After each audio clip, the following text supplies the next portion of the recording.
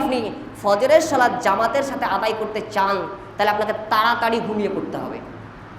এটা স্বাভাবিক বিষয় যে আমরা যত লেটে ঘুমাবো, যত দেরিতে ঘুমাবো, আমাদের ঘুম থেকে জাগতে তত সমস্যা হবে, তত লেট হবে, এটা স্বাভাবিক বিষয়।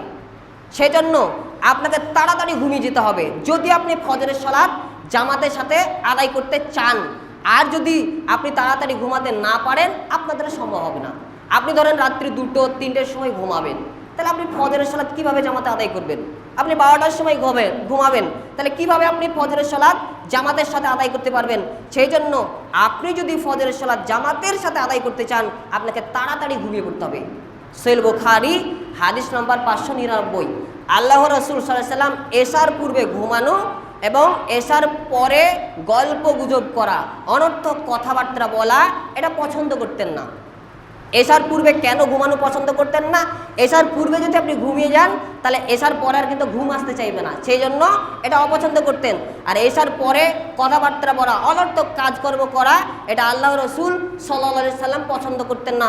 অতএব আপনি যদি ফজরের সালাত জামাতের সাথে আদায় করতে চান তাহলে আপনাকে তাড়াতাড়ি ঘুমিয়ে পড়তে হবে।